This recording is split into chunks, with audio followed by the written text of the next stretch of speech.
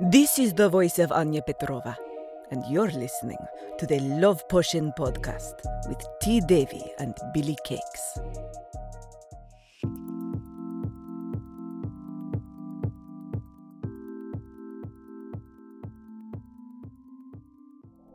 Welcome back, everyone. It's Billy Cakes joined with T. Davy for episode 8 of the Love Potion podcasts. We've tentatively titled this episode No Hearts, All Vibes, because today we're going to go into a tier list of the male characters from all 4 games. That should be fun. Davy, I don't think it's going to be as contentious as the female tier lists. What do you think? No, I do think this should be a little bit more cut and dry as such. Caveat, there is one animal and there is one female in our list. But we will discuss that as we come up to it. I mean, they're basically men. Yes, so there's that. Billy, first and foremost, how are you? Now it's January. How is everything New Year's wise? New Year's was nice and quiet. We've been getting a lot of snow the first 3 weeks of January, so I'm kind of sick of shoveling where I am. We're recording this on Tuesday, January 20th, and to share with you is we're expected to get another dumping of snow tomorrow. So I'm not really looking forward to that at all. How are you? I'm really good. I was speaking to Danko earlier, and he was also sick of the cold weather where he is, and I upset him by saying that I walked to the gym in a hoodie and shorts. So it's not been that bad here, to be honest.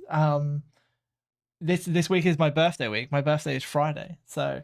Oh right, yes, you were mentioning that. Yeah, just enjoying that. Obviously, got to travel to see my parents.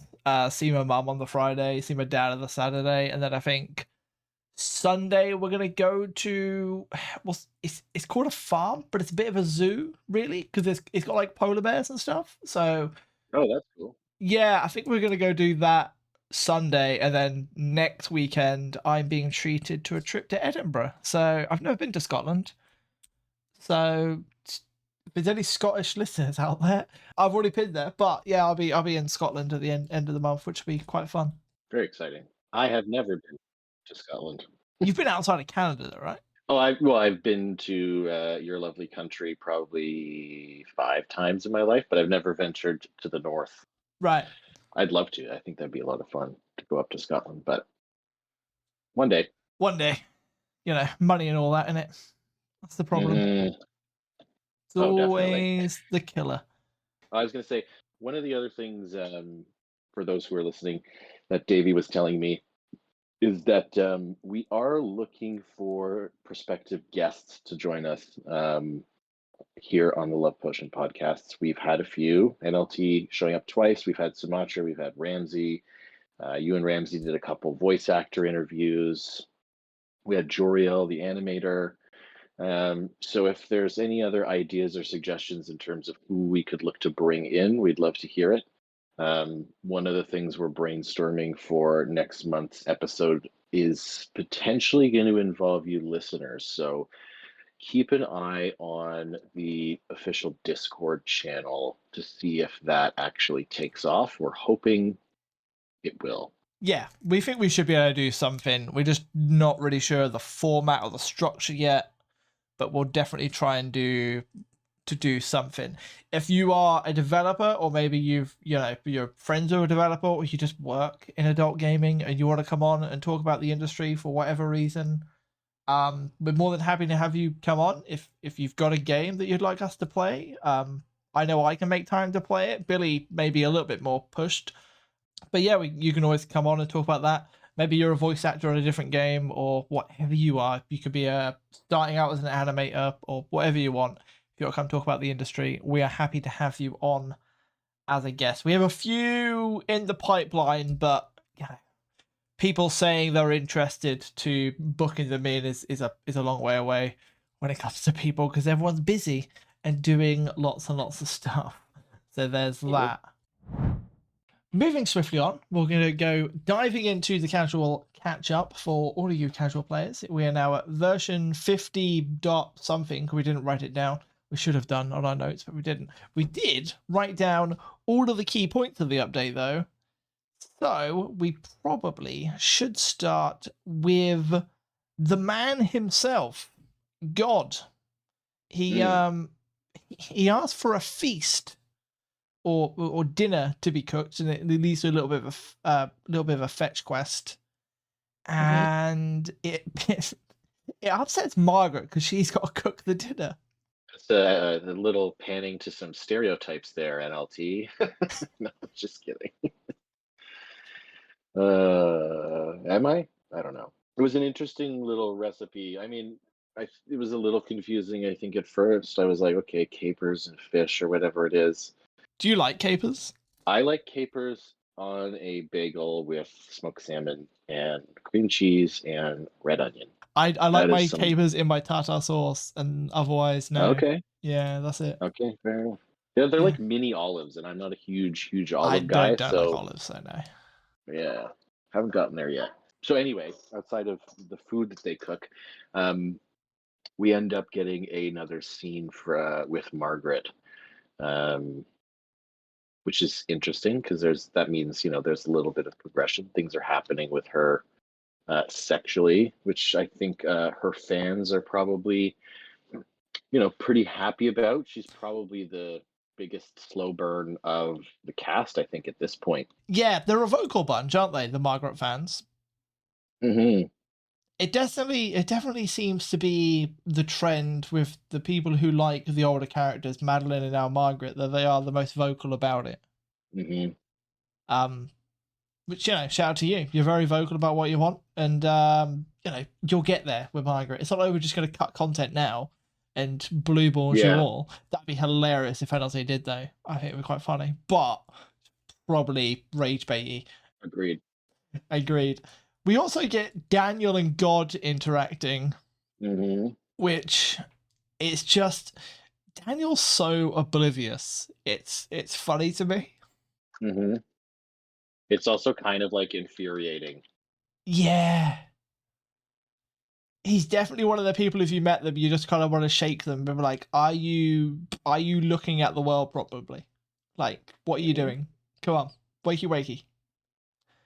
And all while Daniel is distracted, it's all kicking off at the Miller's house. It sure is. We finally get some stuff with or more stuff with Julia after Grace kind of gets a little bit assertive with Ethan in terms of the two of them being a little squirrely when there's not too many people around.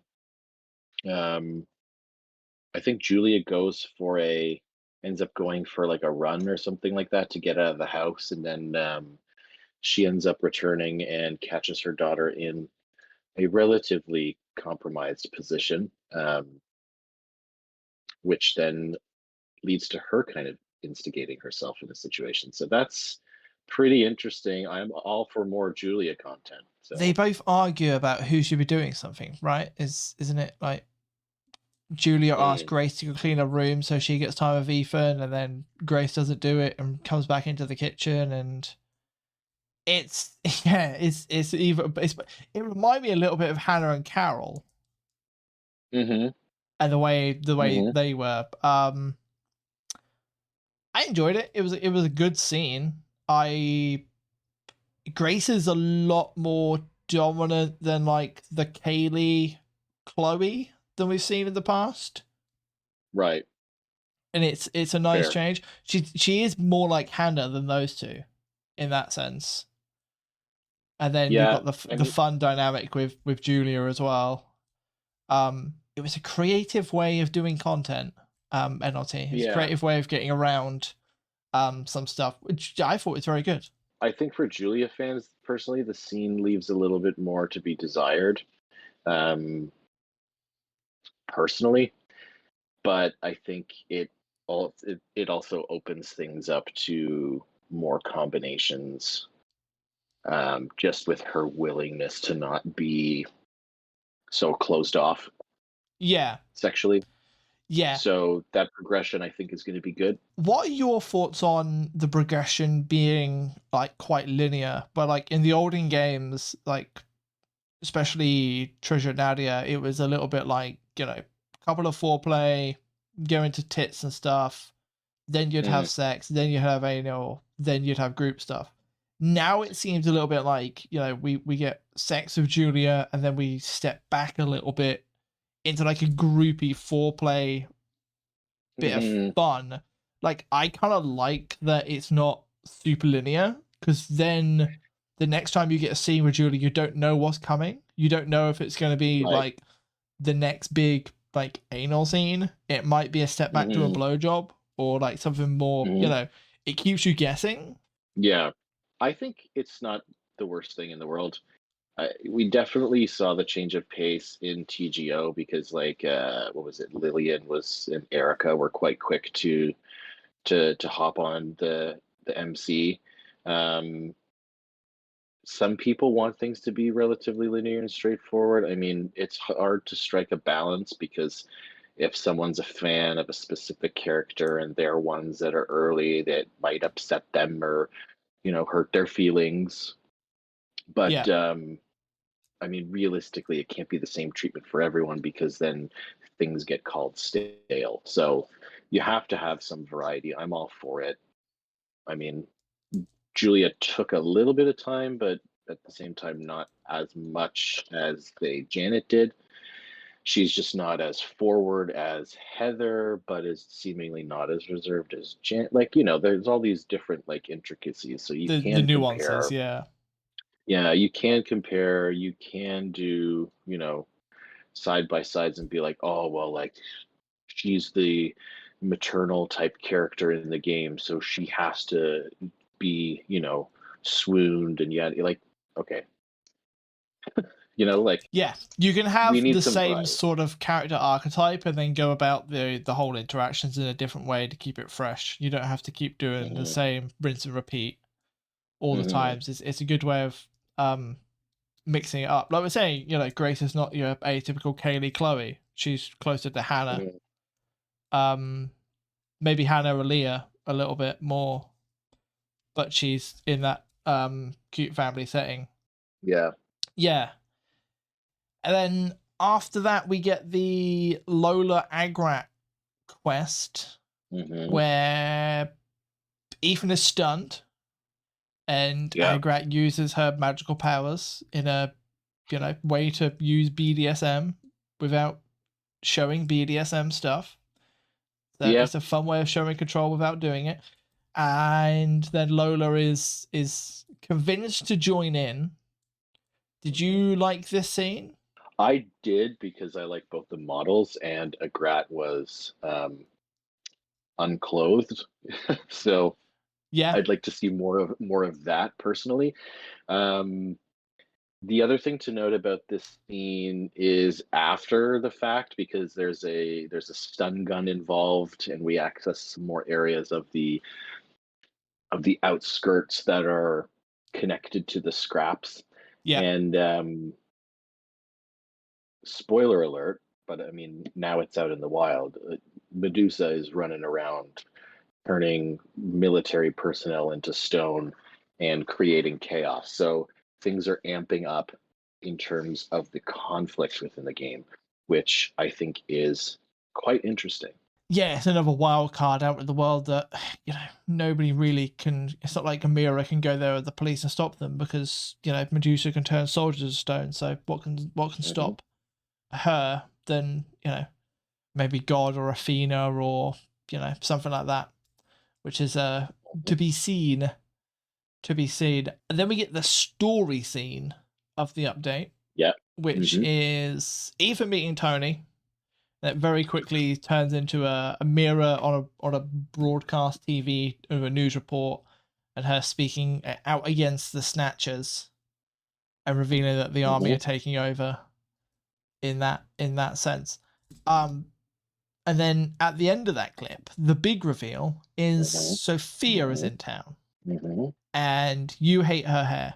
Well, she's still, I liked is the talking point. I liked her hair up in Treasure of Nadia, and I didn't like it down. And obviously, she's stuck with the down look. Regardless, She's not stuck with it. well, I mean, I doubt she's going to change it because this is her final form, I think, right? For Right, that's what we yeah. established at the end of Ton. But no shade to the Sophia lovers. It's just interesting that she has now shown up because, I mean, we know that there was a nuke in the desert. We've got Medusa's tomb. We've got a portal to, to limbo with connections to heaven and hell. So is Sophia after something that is potentially available in the city or the surrounding area? That'll be something interesting to pay attention to, because I don't think she's going to be necessarily a big player with what's it called, Apex and Bancroft and Lilith. I don't know if she's going to get involved in that hoopla. I don't think so. I'm imagining she'll cross more with Amira.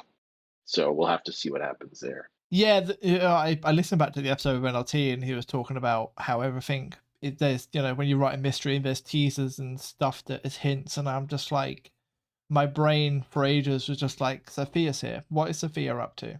It's got to be something to do with the tomb. It's what she's always been interested in. It's always been treasure with her. It's always been money. It's always been power.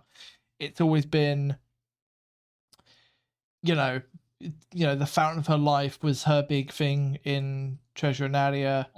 What's in the desert, or what is out there that she thinks she can harness as a power?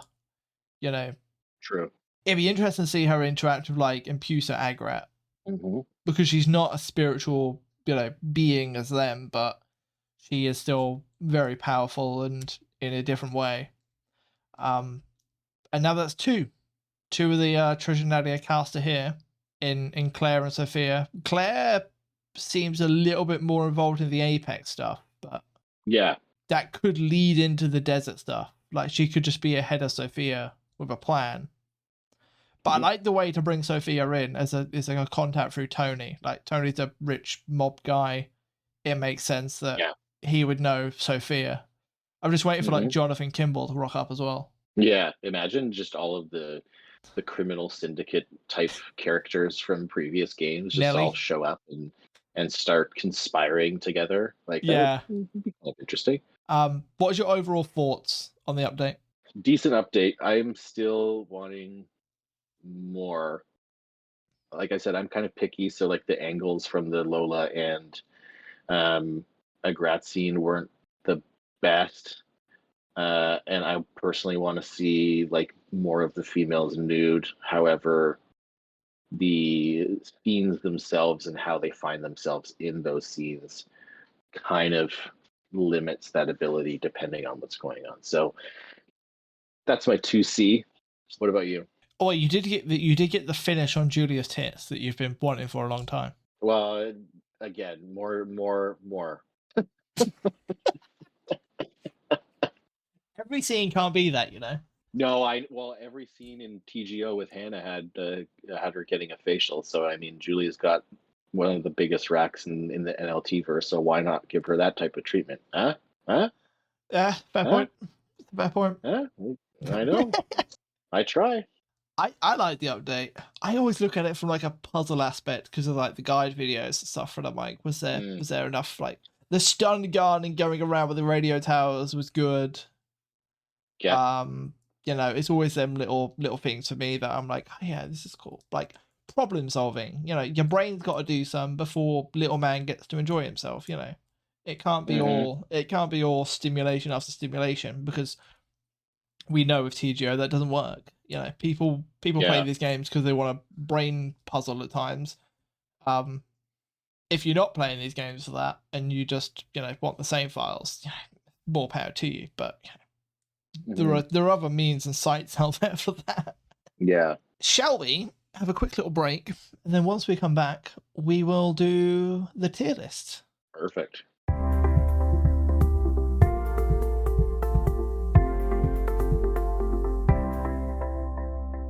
All right, everyone, it's the segment you've all been waiting for. It is time to rank the men. Um, we are ranking them based off of Vibes. vibes, basically vibes only. We're going to start with the main characters from the 4 games. Obviously, the Ethan and the supporting cast from Symphony of the Serpent can't necessarily fully be rated, but we're going to do our best in terms of where our thoughts are at the current time, because we're about halfway through the game. So I'd say that's fairly reasonable. Yeah. There's also a chance for more characters to appear and be side characters, but if that comes, and yeah, we can always review this at a later date. Yes. The one thing I do want to say is I am going to rank these characters on story impact. So just because they're like, a character you're not going to like, if they, if you feel strongly towards them negatively, it still makes them a good character. Fair point. Yeah, that's the way I'm going to go with that. Do you want to kick us off? I will kick us off, and I'm going to cop out to start because I still haven't done a full 100% from zero playthrough of Lust Epidemic. So I guess I have to go based off of what you're going to tell me of these characters, and have already spoken of the characters, what little I know of said characters. So sorry in advance. I will kick us off. I'm going to put Brad in D tier because I just think he's creepy. Overall, when he showed up in Tawn, I didn't really like him. The general consensus vibe is he's the weakest out of the male characters, depending, I guess, on who you'd ask. But in terms of favorite, I don't think he's necessarily anyone's favorite. Sorry, Brad fans. I'll be shocked if anyone has Brad above C tier. Genuinely. I may even slightly judge you if you put Brad above C tier. Yeah, like what does it mean? I have one quick question for you. What do you think will come first? Do you think you playing Last Epidemic 100% first, or do you think we'll get GTA 6 first? I should have asked you, Eric, we'll get Symphony of the Serpent first. Well, we'll probably get Symphony 100% first. GTA 6, I saw something, this is a little side caveat. I saw something on the news today that like one of their studios had like a fire. Oh God. In Scotland or something like that. So I don't know if that's going to mean more. I haven't been there yet, don't blame me. But I mean, anyway, you never know. Yeah. I say me playing Lust Epidemic before GTA 6, but stranger things have happened. Where do you have Brad? I would agree with Dieter. He is creepy, he's weird, he's manipulative, and he's not even the coolest character from Lust Epidemic as a male. So yeah, I'm gonna go D. Next up, I'm going to upset some people. I'm not putting Henry any higher than C because look, I know he's got a story arc, and I know the whole thing is he starts off really immature and he's meant to grow up as he goes. I just find him annoying. He reminds me as a Nepo baby. He's just a little bit of that, and he's just a little bit like, well, I don't know. He's just the sort of kid who'll be like, well, my dad did it, so I'll go do it. And I'll just be like, okay, if your dad jumped off a cliff, would you do it? Fair point. Where are you putting Henry? I'm, for similar reasons, I'm going to put Henry a little bit higher. I'm going to put him in B tier because I don't think he's necessarily remarkable in good or bad ways. I think he's very much just a golden retriever type character, in the sense that like they're endearing, you give them love, they get love kind of thing, but they're also kind of dumb. So I mean, he's in B probably because he's just got the Kraken pack in his pants. Henry's fine for all intents and purposes, but he's not a standout. No. Where are you going with William? Yeah, I mean, he's doing my name dirty, but William's going to go into C for me just because he's a little more dumb than Henry, just because of his arrogance, I would say. I think his arrogance gets in the way of things, and that was kind of a drawback. I liked that he was an older character, and I do like that NLT named him after me at the start, but then I kind of grew to not like that.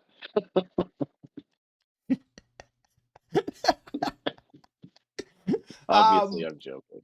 I'm gonna go B. I think he's better than Henry. I know what you mean, though. His arrogance is frustrating at times. But yeah, he's not as bad as Henry. Ethan, so far, 50% of the game, 54% for us Grandmasters. Where are you putting Ethan? So it's interesting because I'm going A, B, C, D, but it's kind of alternating with the characters. Ethan, to me, is the most likable of the characters just because he's not too arrogant, he's not too dumb, he's just kind of figuring things out. And obviously that ties into his character arc with the whole amnesia stuff. So we'll see what happens with that. Which we didn't mention with the Sophia thing. Oh, in the casual catch up. Well, that's okay. We'll leave that to the fans to speculate, I guess. Yeah. But yeah, I mean, I think Ethan's good. What do you think? I agree. I think Ethan's A. He's just a solid MC. There's no real major flaws about him as well. And I've been like reading stuff online. Some people don't like him because they think he's dumb. And I'm like, I don't think he is. I think he's just trying to react to the world the best he can because he's doesn't know who he is. And he's just questioning everything. Right. Like at the start of the game, he kind of just went along with a lot of things. Like Amira was like, "Oh, do this," and he was like, "Oh, okay." And then Tony was like, "Can you do this for me?" He's like, "Yeah, okay." And now he's a little bit more like, "No, you should do this now because this is happening. Like we need to start acting on stuff." And he's starting to take control, and that's a rational person. If you got dropped into a city that you didn't know, you wouldn't immediately start running around going, "Oh, I want to do this and do this." Just, you can try and get the lay of the land a bit first, and that's what he's done. And I enjoy the way he's done it. Well said. Thank you. We'll see who disagrees with you. Everyone. Yeah. Okay, so now I think the list is now probably alphabetical. To a degree here. I mean, it's looking like that at least at the start. But anyway, leading us off is the man, the myth, the legend himself, Albert, who for me is going straight into an S tier. I don't think I need to explain. Well, I mean, there's merch made for him of a reason, right? He's funny, he's hilarious, and like Garrett pointed out in that meme once, if Henry was 5 minutes later, Albert would have banned Janet, and that would have been hilarious. Yeah. So yeah, I'm gonna agree with Albert on S. There's someone who I was very tempted to put in S, but I'm gonna slide into A is Ash. I think Ash is equally as hilarious. Some of the things he does and how he ends up in the jungle just dancing because he's lost his mind. It's just it suits his character. Also, he gives us some of the greatest pin-ups in the game. Like they're very good pin-ups. And the way that NLT's made them to look like they've come from a camera with like that Madeline one that's her sitting on the wall and the Sophia walking out the library, I think they're great. Okay, that's a good point. He's all about that. Where are you putting Ash? I'm gonna put Ash in B. Yeah. Ash was funny, but Ash kind of at a certain point in the game, I'm pretty sure I just got annoyed with Ash a little bit. So yeah, I just got a little bit annoyed with Ash, and that's fine. I do agree that they were funny. I liked when they went like full kind of psychosis in the jungle. That was cool. I did enjoy that. Yeah, Ash is fine. Who's next? is the bodyguard guy, right? Yeah, he's one of the unnamed characters. He technically doesn't have a name from Treasure and Nadia, but he done enough for me to put me on the list, and we agreed on this, right? We haven't put all of the unnamed characters, just the ones that we feel like had a little bit about them, because this character does get aged really quickly Yes. and changes, Yeah. and it's quite important to the story. Yeah, I'm gonna put him in A because he's one of two, right? One of two. I think He's so. a twin, right? Yeah. So I'm gonna put him in A just because it was kind of unexpected when it happened in the game, and I always felt like something could have been done or something was coming with that character. So I'm gonna say A. I'm not sure he's A. I don't think he's that important. I'll put him in B because he did have that importance, but yeah, he didn't have quite enough about him otherwise to real show something. Can't work out if this next one is Corn or Joey. That's Corn. It is Corn, That's right? Corn. Yeah, yeah. Corn makes me laugh a lot because he's a little bit like he? the big doofus bodyguard because he's Claire's bodyguard, right? Yes. And the way he is it bad if I throw him in B as well? It's like a right on the fence. I really enjoyed him as a character. He's just funny. Like I enjoyed him and Joey's banter together. Yeah, all fair to you. I'm putting him in C because he's a goon, and I don't really have time for goons. That's a strong take for this community. There's a lot of gooners in here. Yeah. Yeah, he's not my favorite of the goons, I guess. Where would you go with Duncan then? Duncan's gonna go A tier, just behind Ethan, just because of the whole cookie thing, and being kind of quite important to the plot in TGO. Although it did seem a little random, but that's where he is. Yeah. Is him being William's dad important enough to... I feel like that shock puts him in A, right? Yeah, like that's the thing. It's the shock, but it's also just like him just being really unstable. Yeah. Which is what I kind of find interesting, just because he's kind of like manic at random points in time. So yeah. If it's done well, I think that can be really funny. Yeah. And it was with him. I've thrown him in A just after Ethan. Just after Ethan. So I don't know how high A he'll end up, but for now he's an A. He might be like a mid A, I think, long term. Next up, he doesn't have a big role in Treasure and Nadia, but he is there. Idaho Johnson, Henry's dad. Where are you putting him? I'm gonna put him beside his son in B. Yeah? Yeah, I mean you're introduced to his grave at the beginning of the game, and then he has his little scene in limbo, and that's cool, but it's not glamorous or earth-shattering for me. It was just like a nice moment for Henry. So if anything, I'm just like, oh, nice. Henry gets a nice moment with his pops. Yeah, I'm gonna put him in C next to Henry as well. For the reasons you said. And then very quickly, moving on, he just doesn't have enough of a role in the game. I want to put Jimmy from the bait shop in D, but above Brad. Where do you put him? I mean, I guess I can feel like, or I guess I feel like that's fair and can rationalize and agree with you on that. If it was pure vibes only, he'd be straight S tier, because look at that cracked out king. Yeah. Also, you got to remember that he's the one who makes you fish for Bruce, and that's painful. That is true. So yeah, I'll put him where you've put him. I can agree with that. In terms of Joey, who's next, Korn's sidekick, I'm gonna put him beside Korn, but above Korn in C. I'm gonna put him literally below Korn in C. Because I don't. He feels like he's the mean one of the two, and Korn's a little bit more like the dumb bruiser who just goes through life a little bit more innocently. Correct. Yeah. So yeah, I prefer Korn to Joey.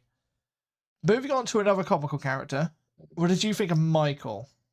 Michael was mildly annoying, but Is it going to keep stopping you exploring from the park? yeah, so I'm gonna put Michael in high B just because like he was frustrating, but he was funny because he was just like a very oblivious idiot, essentially. That kayak quest Oh yeah. where he makes you do the kayak lesson and then it's like not even a real thing. It's just a Yeah. way of doing a mini game for the sake of doing a mini game. Hmm. I'm gonna throw him in B above Corn, I think, below the bodyguard. And then we have someone I think you're meant to dislike, but he's not in the game enough for me to care about him, and that's Emily's dad, Mr. Garner. Yeah. I'm gonna put him in D below Jimmy, but above Brad. Brad's gonna be bottom for me, by the way, like dead bottom. Yeah, Brad's kind of going to the bottom too for me. Mr. Gardner, yeah, I kind of want to put him in C just because half of him made a really hot daughter. Um, so, but I'm not gonna. Let's just be a little ruthless here. Yeah. Next up is one of your favorite characters. Oh yeah, Dick Johnson. He's straight S tier beside Albert. For the users who well, for the players who don't know, why is he straight S tier? So he shows up in Treasure of Nadia first. That's why we're talking about him right now. However, He was Kaylee's boyfriend, right? he was Kaylee's boyfriend, and there was a. Let me try and quickly find the picture here. There it is. So in TGO, he's actually identified as part of the Eclipse Guild, and it's not necessarily the fact that he's completely cross-eyed and is classified as Buttman Yeah. in the North Antiva Police Department. It's the description of him, which is that he has a unique ability to shit out of his dick. His bowel problems were used as a weapon by Duncan Helmer to take down the Guardian gang. I mean, just for that, I would agree with you, right? He's got to go in S tier just for the lore. Yeah, yeah. He was, it's silly, but it's awesome. yeah. From that, we'll go on to Aaliyah's dad, Sam. Yes. What did you think of Sam? I liked Sam's arc, even though he kind of got really cucked by Naomi. So some people may put him low because of that. Some people may put him high because of Sympathy. the fact that he was a native, native Tick Pack, Yes. and was able to help with the ritual. So I'm going to put him in B, just beneath Michael and above Idaho because of those two things I just stated. I think he's got to go with for me, he's going to go just below the bodyguard for me in B because of the same reasons, right? He's important to the story, and he's also there in your face for the whole story. So if you're playing Treasure Nadia trying to work out that mystery, one of the mysteries is right in front of you, and you don't get it until quite late. A few of them are. Yes, but here was a good one. Next, we go on to. I think he's a henchman, isn't he, Vlad? He works for the guild. Yeah, he's like, I think he's sent by Duncan to intimidate Sophia and maybe Diana. It was Diana in the library doing the deal switch. Yeah. Yeah, he's a little cooler just because he's more creepy, but he's still a goon, so he's going above Joey, beneath William in the C tier. Yeah, I probably agree with that, to be honest. I think I agree with C tier for Vlad. He was creepy. He was weird. He's not as important as Joey for me, so I think he's below C tier at the moment. He's borderline D, but he's creepy enough and memorable enough to not fall into that, I think. Right. Next, we'll move on to your strong suit, Lost Epidemic characters. Oh, I've been waiting. I'm so thrilled to get going. First up is Andy, who is he's got to go quite high up because he's so important to the story. In my point, he's annoying. he's I don't want to use the word. He's a dweeb, is what he is, right? Okay. He's like the first incarnation of Larry, and he's only had sex because of the love potion, which he got given by Coach Tillman. He tries to use it on Amber, and Amber ends up, going with Brad instead of Andy, right in front of Andy. That does upset Andy.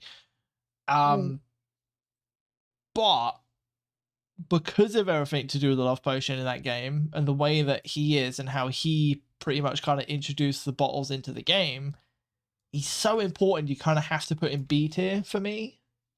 Like, right. He's a bit like the bodyguard in Treasure and Nadia. So yeah, I'm gonna go. I probably spoke too long, but I'm gonna go B. I'm gonna put him in C with the goons. If he's creepy, he can go with the goons. That's fair. We can now move on to the security guard, Buddy, who again is the thing with Lost Epidemic is there's such a small cast. They're all quite important. Yeah. And I really like Buddy because he's funny. He does stuff. He locks people in jail. He's not the greatest of people because he knows what Father Parker's up to. But I think he goes in A because I think he's a little bit... He's too important not to for me. Yeah, I mean, I can understand that perspective. Because of that, I'm going to put him B. Yeah. Under Ash. Because if he knows what Parker's doing, then you got to give the guy props. Yeah, 100%. We move on to the man who ends the game without a head, as in Coach Tillman, because he gets shot in the head by Simon. He has a big impact in the short time that he's in the game. I'll probably put him C tier in with Vlad, because that's the sort of... He has a short little impact, but he gets shut down so quickly as well. Right. The more I think about it, the more I think he might go in B. No, I'm going to stick in the C, but like a high C. I'll put him beside Simon for that reason. Simon? Or who was the first one we did? Was it? Brad? No. Andy? Lost Epidemic guy. Andy. Thank you. Go. Sorry. Andy. He's beside Andy. Next up, Denny, who is the PI, who is he kind of just advises Andy through the story, really. Look, we do find him dead at some point in the woods. Spoilers. I'm gonna put him in D tier because he's probably the most forgettable of the Lost Epidemic characters. Right. I don't know what your thoughts are. Do you even meet Denny in the little that you played? No, he's probably dead because I started at a high percentage to like get towards the ending and all the final content. So like a lot of the body of the game I haven't gone to. So yeah, I'll put him in D tier, as in like I don't know really who he is. Yeah. I mean, that's a fault of my own, and people might be just like, oh, how can Billy not have played Lost Epidemic and yada yada. I mean, I was enthralled by Treasure of Nadia when I came onto the scene with NLT, and again, there's only so much time in the day, and playing a game that I knew was kind of not as good in terms of the visuals, I wasn't going to necessarily give it priority, if you will. Yeah. That's my logic, at least. I mean, a lot of people can disagree with me. That's fine. But I mean, eventually I should hope to get to it. But yeah. Next up, we go to Father Parker, who he is the big bad man of the game. And he's creepy as hell. I'm going to put an A tier because I'm trying to reserve S tier for like special characters. He's a high A. He's like in with Duncan. It's very important, right? Very important. And he almost bleeds into Madeline and Demelius, who we'll talk about later as well. So yeah, I'll put him low A for importance. I mean, the little I did experience, I was like, whoa, that guy's pretty creepy. We also do get the shock that he dies in the chapel, and then his body's not there. So and he has the ability to teleport, which is weird and creepy enough. Yeah, definitely. Yeah, definitely that. Next up is Mendel, who is the dean of the school, or the president of the school, but he is also Amber's boyfriend. And Amber realizes he's kind of just using Amber, and that's why he gets cucked. The other side, there's a scene where Brad and Amber have sex on the door while Mendel is locked in a room the other side of the door. That is I remember seeing that one. Yeah, that's very funny to me. So I'll probably put him in B tier just for the fact that he takes a lot of shit. Just for that one scene. Pretty much, yeah. I'll put him low B on account of the cucking, and I mean, if he's the dean of the school, a whole bunch of fucked up shit happened at that school, right? As we come to learn. So, dean or president, one of the two. He evidently didn't have a good eye on things or good pulse on things. No, definitely did not. Next up, the hero, Last Epidemic. He's going straight in S tier. He's gonna be just below Albert for me. Is Simon. He's brilliant. I love him, and he also shoots Coach Tillman. So, what a legend! That gets him extra points. Exactly. He doesn't even mean to. He drops the shotgun and it fires off the ground and blows his head off. That's like you done that in a Call of Duty game. You're like sharing that clip forever. Accidental. Exactly. I'll put him just below Duncan in A tier because I know he's shown up here and there. I think was he in? I swear he showed up in another one of the. But he's in TON and he's in TGO. He hasn't shown up in Symphony of Serpent as of yet, but he is Amanda's son. So there's a good chance we get a Simon Backup interaction, which I think would be brilliant. That would be good, and I think this character's got a little bit of a special spot with NLT, just with how unique he is. So history and all that. Yeah, I'll rate him there. Now that I'm finally out of the weeds here, I can lead us on a little discussion about some of the TGO characters now. First up, we've got Bobby Rinaldi, William's rival in the North Santiva Police Department, who's quite a cocky, unabashed character. He's really unlikable at the start of the game, and I do feel like he gets a bit better. I don't know if it's better enough to put him in A tier, but I think it's good enough to put him in B, between Henry and Ash, because he does get redeemed a bit, and I thought it was well done for his arc.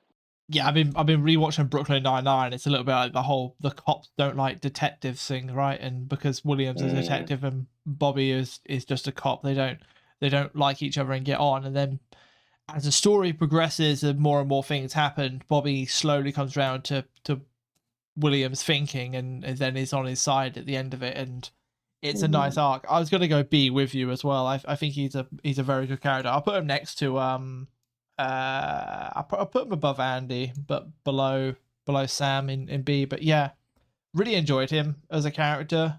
I also really enjoyed Brian, Father Brian, as a character as well. It's a different character because he's not funny. He's not. Well, he's kind of like backhanded funny. You know what I mean? Yes, but he's not like slaps. He's not slapstick funny. He's not. No. A bad person. It's just an interesting story with him, Nelly, and Tasha. Mm-hmm.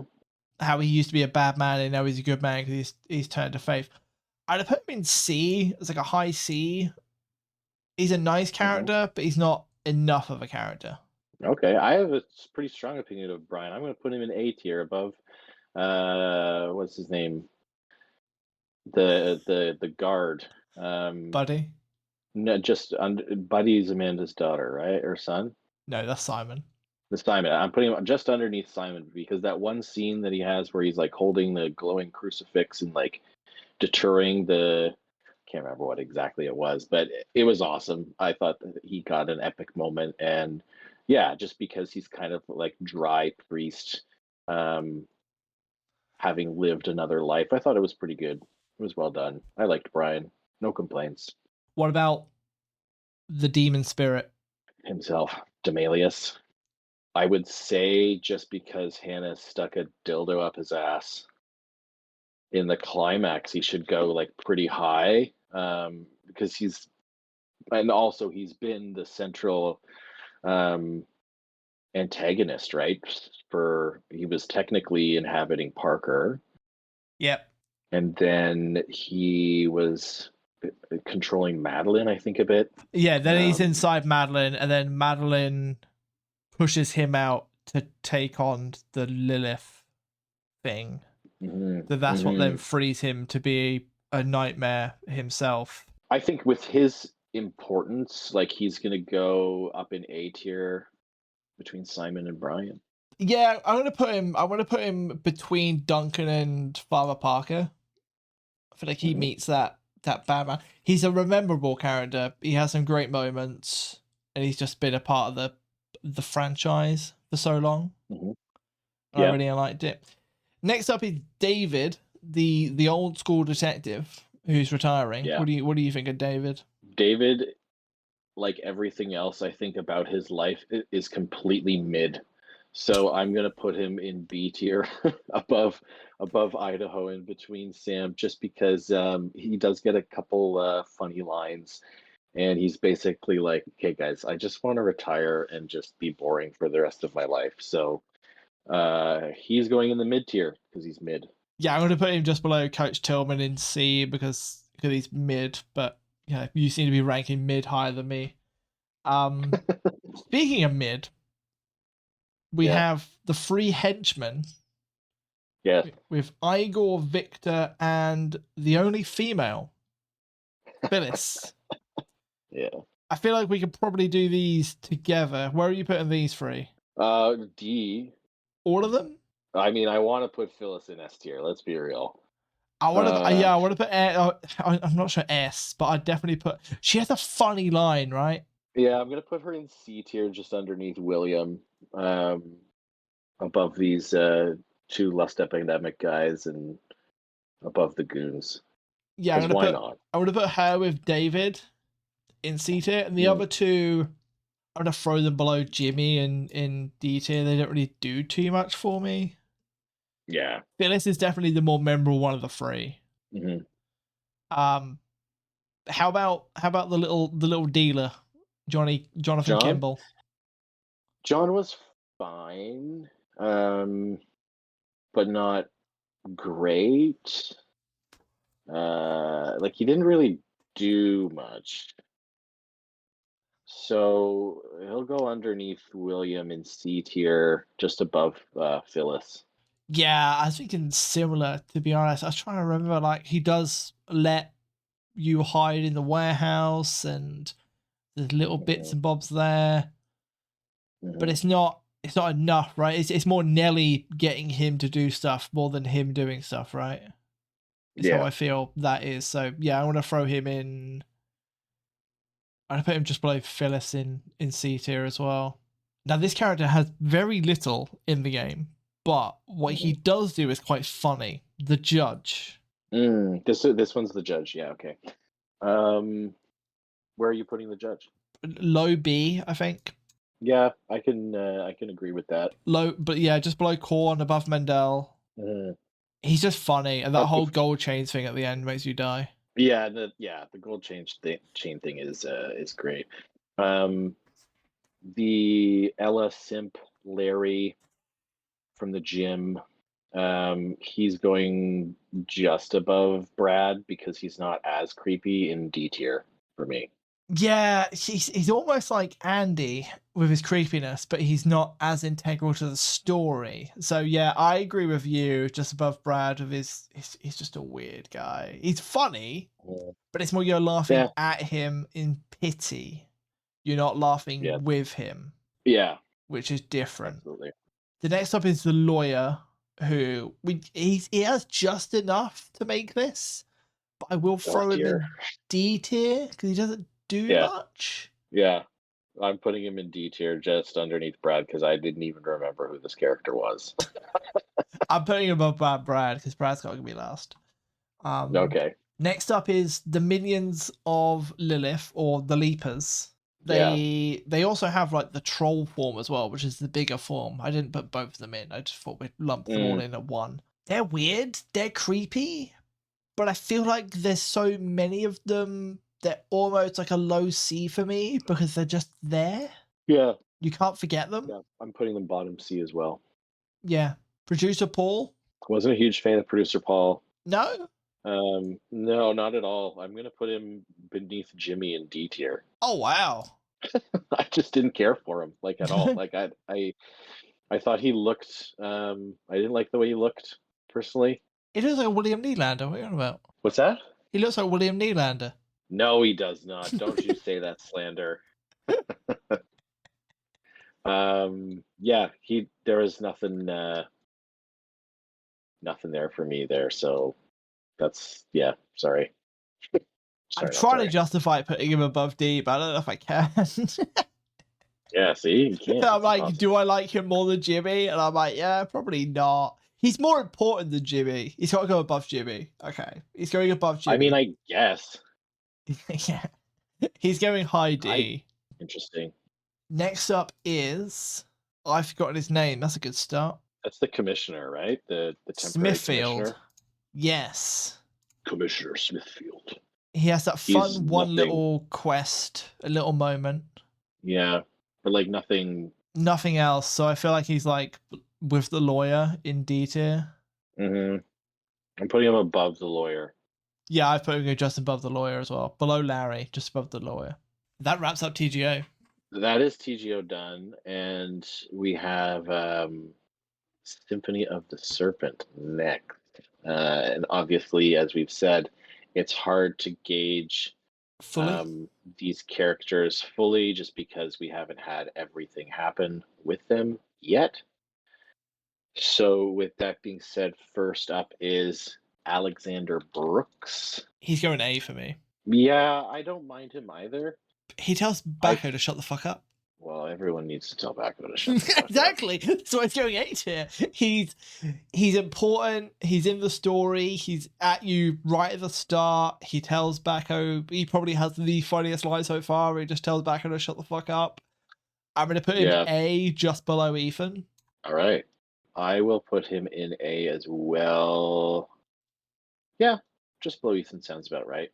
Yeah. Because his character could also go a couple ways. Like, we don't necessarily know what's going to happen with him. Like, he could turn into like he could go evil. He could like do something major to like help save the world. Like, you never know. He could throw a mirror under the bus and try and get governor himself. Very well could, yeah. Yeah. I don't know if that's a thing, but you know. Okay.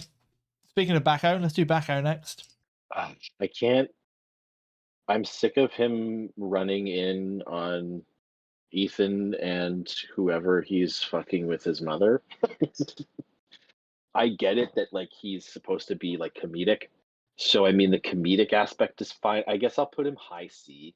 It's the Anya simping that gets me. Because like it's a little bit of Larry. Actually, yeah, let's put him down there. I'll put him above Larry because you and I are both big Anya stands. So yeah, it's just the way he's just like, I don't know, like, oh, I'm just like, dude, just come on, just give it a rest. You know, we've all seen them like on a night out. You've always seen them like lads trying to talk to a woman and she's just not interested, and the lad's not getting it, and you're just like, just lad, just let it go. She's not there. And that's him. Yeah. And that's him. That is and because he's the governor's son, he thinks he's cool. You know. On to another comedic character. We spoke about him earlier in the casual catch-up. Daniel. Yes. Yeah. This one's kind of tough, I feel, because like he's kind of funny, but he's just so oblivious and dumb. Yeah, we also know what's to come, but that's not been revealed yet.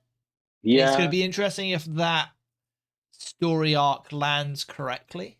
I'm gonna put him in the bottom end of B because I don't have necessarily a super strong opinion about him yet, but it could go either way.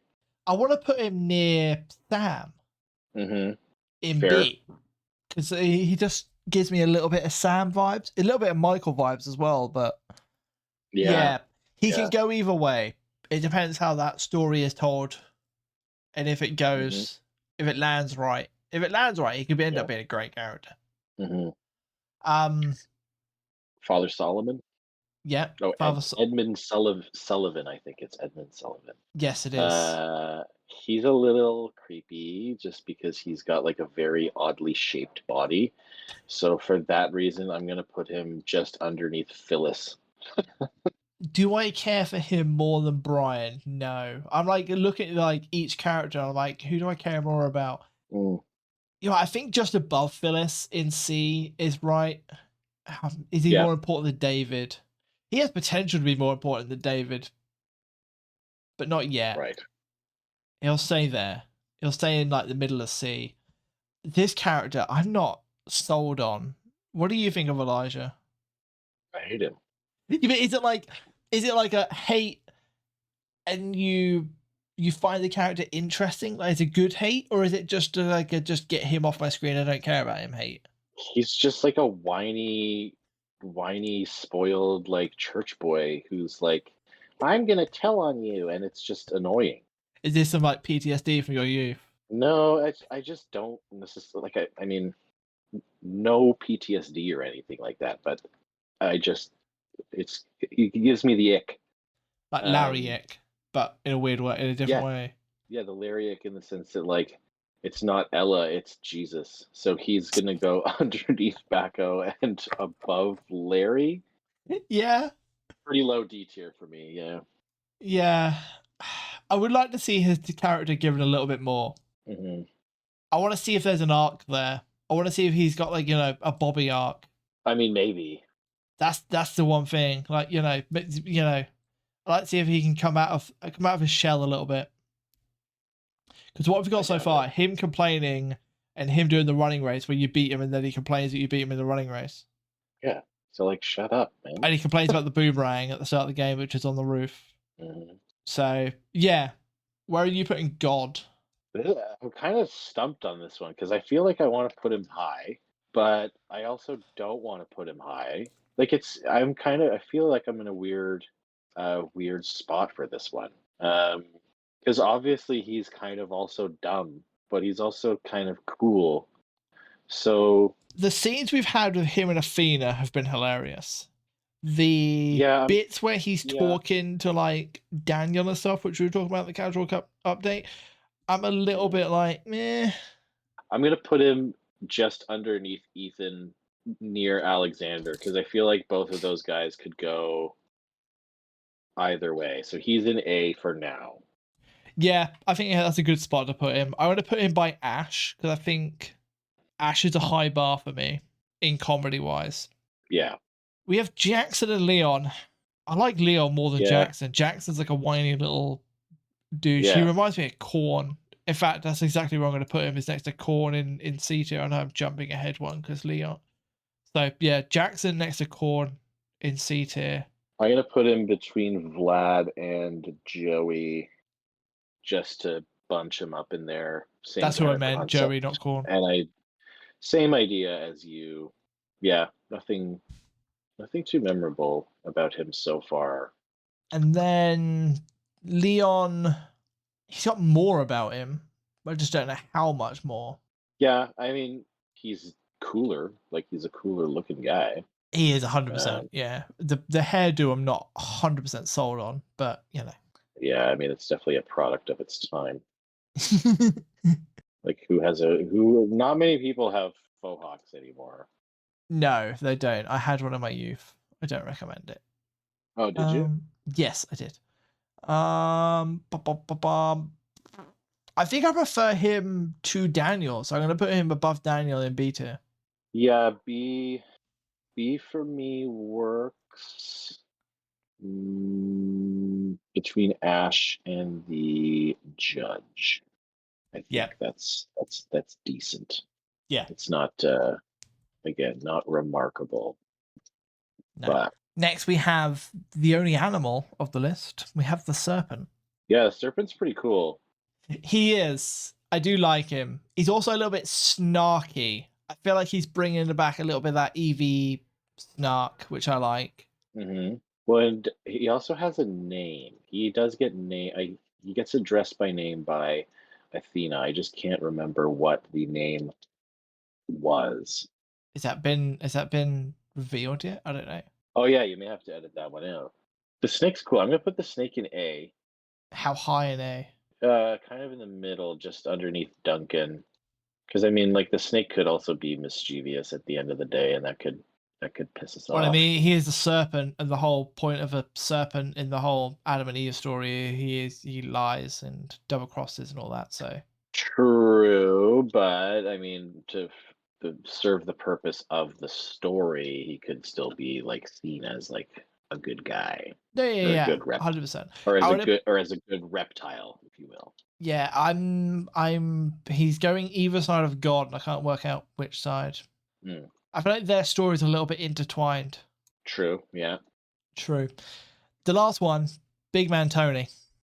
I like Tony. He just seems like a cool guy. Like you would want to like sit down at a bar with Tony and listen to his stories. You know what I mean? The stories of how he's left horses' heads in other people's beds and stuff. Yeah. Yeah, he's a cool mob boss, right? Like that. the Godfather or whatever. Yeah, he's like, hey, but he's way more like Italian American. Yeah, he's definitely like a New Yorker, isn't he? Yeah, he's like, hey, how you doing? Like, I'm fine. Where's my pastrami? Where's my pastrami sandwich? To any New Yorkers out there, I apologize. Yeah, well, it's fine, Davey. We forgive you. Yeah, I want to put Tony in A, and I want to put him, I think, just under Ethan, because I think he's going to be like one of the characters in SOTS that people quite like. Like overall, they're just like, yeah, he's like a cool guy. Like, you know what I mean? Yeah, he's also had quite a few story scenes at this point, right? He's had the whole police bus where he jumps over the counter. That's cool as shit. Yeah. There's a scene that we can't talk about because it's in a future update, but he's in that. He was in the casual update as well, where he's got a little bit of a talking scene. Yep. He's in he's in the stadium watching the tennis match. He's sort of everywhere and doing everything. Yeah, I want to put him just below Ethan in A. He's very cool. It seems like everything flows through Tony. You know what I mean? Like a lot of this game, he's almost like the facilitator for. Yeah. Just because he's such a big player. Like it seems like he's got his finger in every pie. You know? Yeah. It's like a mirror thinks she's running everything, but is she? These are the questions that must be asked. They are. That's the end of the tier list. There will be a link in the description for you YouTube people. If you're in the Discord, you can obviously find it in the Discord channel. Please share yours. If you're on YouTube, you can just, you can post it on X if you want and tag NLT. At NLT15, I believe is his tag. Danko, I'm sure, will let us know if we get any tags on that. Make sure to follow the X. Give us a like and subscribe on YouTube as well. All of the fun stuff. There's an Instagram. We post the shorts on Instagram as well. So if you're not following the Instagram, do that. It's always a fun day when I'm watching Instagram Reels and NLT's channel comes up and it's my own voice talking at me. Oh yeah. Yeah, my partner got it the other day as well. Targeted advertisements. Exactly. Billy, do you have any plans for February? Do you have any Valentine's plans? Do you have any ideas, any recommendations for the people out there who may be wondering what to do as a successfully married man? If you're in a relationship and your partner wants to do something, do something. Say yes. If you don't know what to do, ask them directly. Ask them what they want. be intentional. You don't have to Communicate. play this. Don't do this tiptoeing around somebody to be just like, I don't know if she's gonna like this, but I'm gonna do it anyway. It's just like, what's your favorite restaurant? Let's go there. What do they like flowers? Get them flowers. If they don't like flowers, don't get them flowers. Don't get them chocolate. Unless they really like chocolate. You know what I mean? Like it depends on your dynamic, right? Like that's where it kind of gets tricky because my wife and I don't really do like big gesture type stuff. Like we'd rather just like hang out and go get something nice to eat or just spend time together watching crap TV. So I don't know what we're gonna do Valentine's Day. Probably very low key.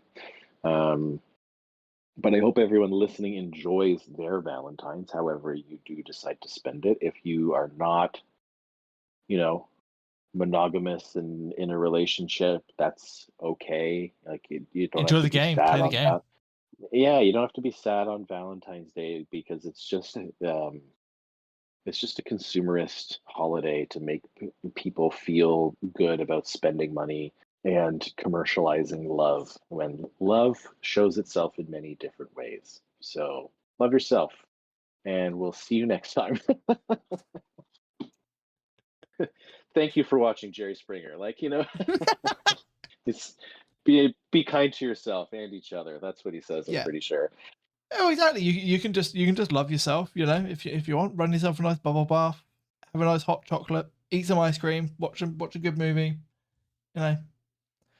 If that's what you want to do, Order a pizza and eat it to your face and just eat it to your pass out on face. the couch, like do whatever. Like it doesn't matter. But Davey and I love you guys for listening, so there's some love. Thank you very much for listening. We will catch you in the next one. Have a wonderful February.